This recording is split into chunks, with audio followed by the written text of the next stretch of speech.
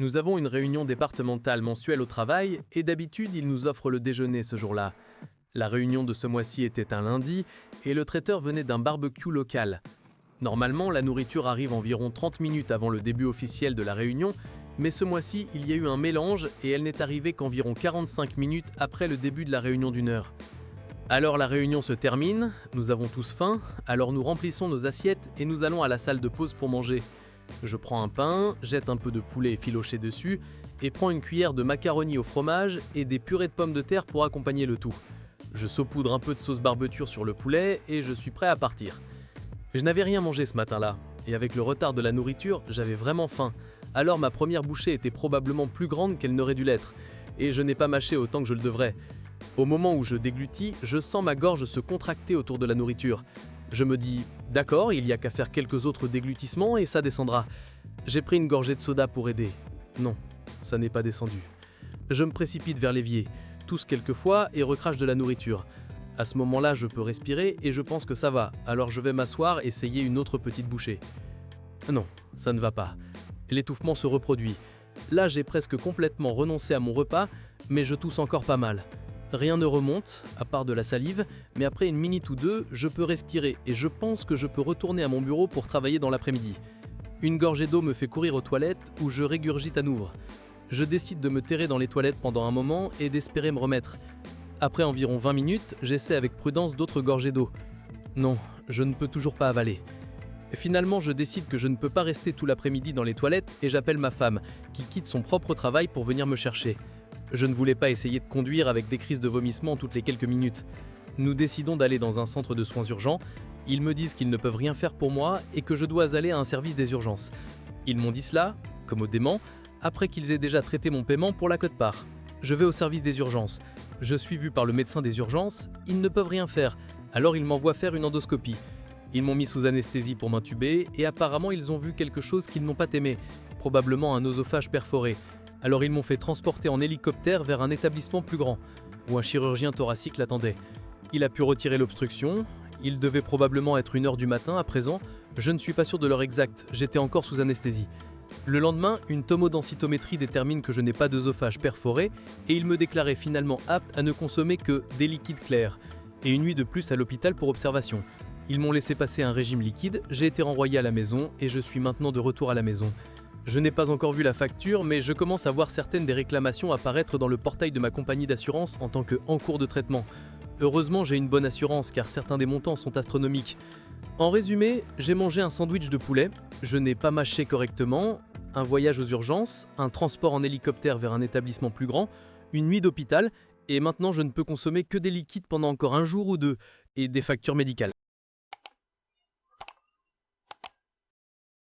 Il y a une station-service dans ma ville qui a aussi un incroyable restaurant de poulet frit à l'intérieur. C'est sans aucun doute le meilleur poulet frit que j'ai jamais mangé.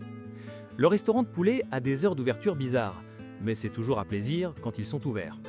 Je suis allé récemment et je me tenais dans la file d'attente quand l'homme devant moi s'est gratté le dos. Il a remonté un peu son chemisier en le faisant et j'ai vu qu'il avait un pistolet à semi-automatique qui dépassait de l'arrière de son pantalon. J'habite dans un état qui autorise le port d'armes dissimulées, donc il n'y a rien d'illégal dans ce qu'il faisait, je crois. Je ne suis pas non plus opposé au port d'armes dissimulées. J'ai même obtenu mon permis il y a quelques années, bien que je ne l'ai jamais utilisé à cause de ma peur de me faire sauter les noix. Cependant, j'ai grandi en regardant beaucoup de dessins animés des Simpsons et de films, et je ne me souviens avoir jamais vu une situation où un homme était dans une station-service avec une arme à feu et où quelque chose ne se soit pas passé. À peine avais-je aperçu l'arme que j'ai commencé à imaginer ce que cet homme allait faire. J'ai observé à quel point ses yeux étaient tristes et à quel point il avait l'air désespéré. J'ai complètement inventé l'idée que cet homme allait manger son dernier repas de délicieux poulet de la station-service avant de s'éteindre dans un blaze de gloire. Ce type a pris son poulet, puis s'est assis à l'une des rares tables du hall d'entrée, paraissant plus déprimé et agité que je ne l'avais imaginé lorsqu'il était dans la file d'attente. Après avoir récupéré ma commande, j'ai pensé au futur titre des journaux annonçant le meurtre d'un employé de station-service lors d'un vol qui a mal tourné. Alors que je m'approchais de la sortie, j'ai décidé que je ne pourrais pas me pardonner si je pouvais empêcher quelque chose de se produire et que je n'agis pas. Alors j'ai agi. J'ai emprunté un stylo et j'ai écrit un message au caissier de la station-service au dos de mon ticket de caisse de poulet. Je ne voulais pas faire de scène, alors je me suis approché du comptoir et je l'ai poussé vers lui. Le message disait « l'homme avec le poulet a une arme. Je ne sais pas ce que j'attendais, mais le caissier a regardé mon mot, puis il a regardé le sac de poulet que je tenais. Il m'a alors demandé « Mon gars, tu plaisantes ?» Ce pauvre employé ne pouvait pas voir l'autre homme manger du poulet à cause de l'aménagement du hall. Alors il ne voyait que moi, tenant un sac de poulet, lui disant qu'un homme avec du poulet était armé. Finalement, cela me frappe. Je ne suis pas le bon samaritain que j'imaginais être dans ma tête. Non, je ne suis qu'un type menaçant un employé de station-service à la troisième personne. Toujours ne voulant pas faire de scène, alors que le client armé que je craignais profitait toujours de son poulet, je suis juste sorti, en priant pour que personne n'appelle la police. Personne ne m'a suivi, la police n'est pas venue chez moi, personne dans cette station-service n'était un méchant, à part mon moi de Karen masculin qui essayait d'être un héros. Je lui ai raconté ce qui s'était passé à ma femme, et elle n'arrêtait pas de rire de moi. Elle a dit ça à certaines de nos amies, et maintenant ils lèvent les mains quand ils me voient et disent des choses comme « Oh non, c'est l'homme avec le poulet! S'il vous plaît, ne nous blessez pas !» Nous sommes partis en croisière sur une maison flottante et ils m'ont trouvé un poulet gonflable et un super soaker pour que je puisse protéger le bateau des pirates aviaires. Bon, au moins je n'ai pas lu de nouvelles sur un vol potentiel ce jour-là. Si je décide un jour de cambrier quelqu'un, je le ferai définitivement à la troisième personne. En résumé, aujourd'hui j'ai tout gâché en tentant presque de cambrier une station-service à la troisième personne. Alors, c'est étrange. J'ai écrit quelque chose pour le travail, et ce n'était pas censé être brillant ou incroyablement compliqué. Franchement, c'était juste un petit quelque chose que j'ai assemblé pour simplifier les choses, rendre mon travail un peu plus facile. Je l'ai partagé avec mon équipe, et de manière surprenante, les gens ont commencé à l'utiliser. Maintenant, il a complètement remplacé l'ancien système que nous avions. Et en ce moment, je panique. Parce que, sérieusement, je ne comprends pas ce que j'ai écrit. Je me sens comme si j'étais complètement hors de mon esprit quand j'ai assemblé cela. Absolument rien n'a de sens pour moi maintenant. Il y a ces deux variables, et ce sont des mots complètement aléatoires qui ressemblent à du allemand. J'ai vérifié en fait les deux, et aucun d'eux n'est un véritable mot. C'est juste du non-sens littéral. S'il vous plaît, ne me demandez pas de vous dire quels sont ces mots. Le faire révélerait, essentiellement, des informations qui pourraient m'identifier à mes collègues. Et pour ajouter à l'absurdité, j'ai aussi orange listé comme une variable. Orange. Il n'y a absolument aucune connexion logique. Je suis assis ici en essayant de me souvenir pourquoi j'ai utilisé orange, et tout ce que je peux me rappeler, c'est avoir ri de moi-même il y a 8 mois, en pensant à combien orange rime avec pratiquement rien. Ensuite, j'ai commencé à penser à d'autres langues, me demandant s'il pourrait y avoir quelque chose. Je ne corrige pas cela. Je vais juste laisser cela comme un aperçu de là où mon processus de pensée s'est arrêté. Je ne sais honnêtement même plus comment terminer cette histoire. C'est encore un peu un bazar pour être honnête, mais je pense que je peux probablement le réparer maintenant.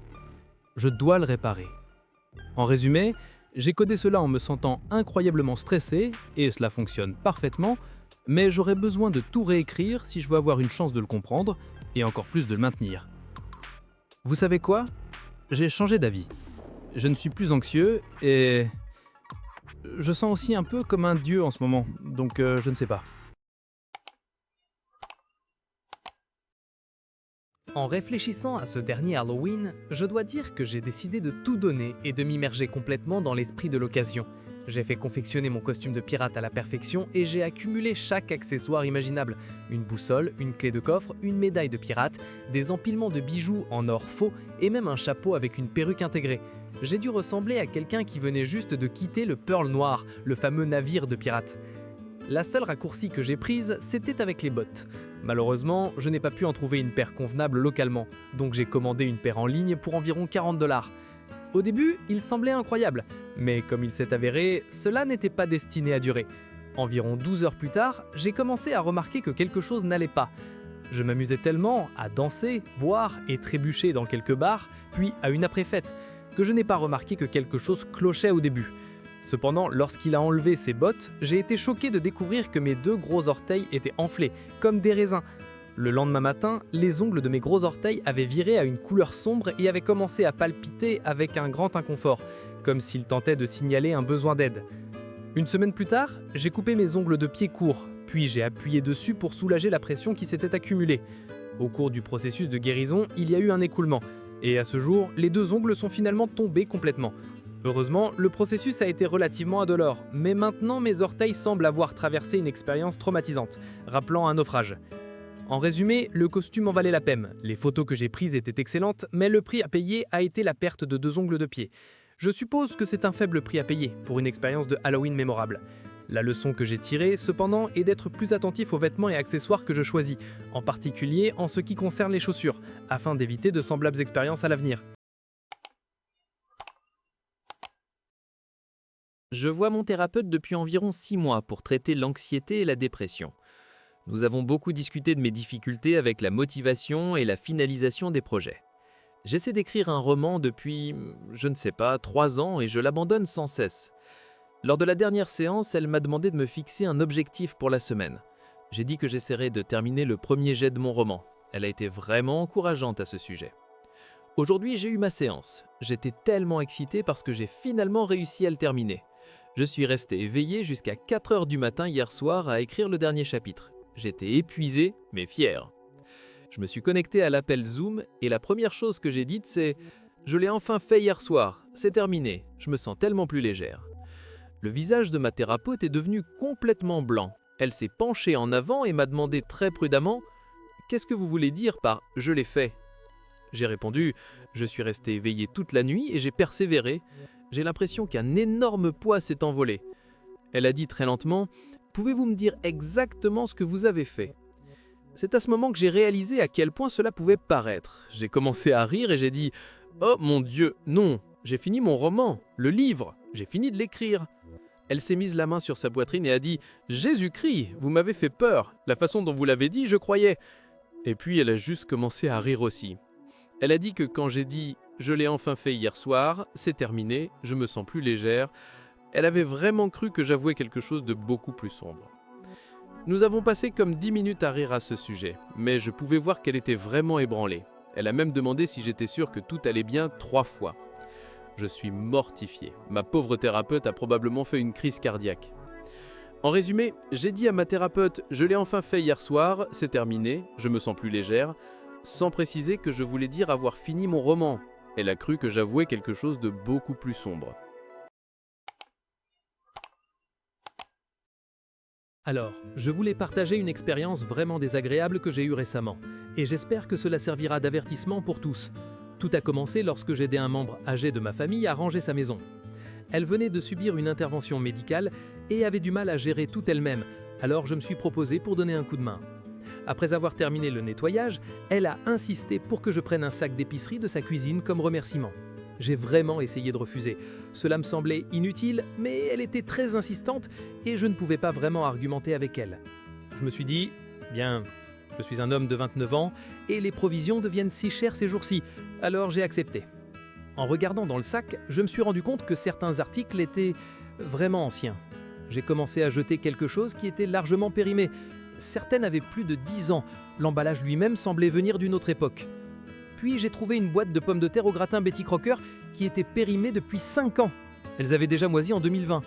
J'ai appelé ma mère et elle m'a dit que ça pourrait probablement aller, tant que l'emballage était scellé et que tout semblait normal et sentait bon. Google suggérait en fait que cela pourrait juste avoir un goût un peu étrange, mais que ce ne serait probablement pas toxique. Mais les pommes de terre au gratin sont l'une de mes choses préférées. Je n'en avais pas eu depuis un certain temps et j'en avais vraiment envie. Alors, contre mon meilleur jugement, j'ai décidé d'en préparer un lot. J'ai fini par manger environ la moitié de la poêle.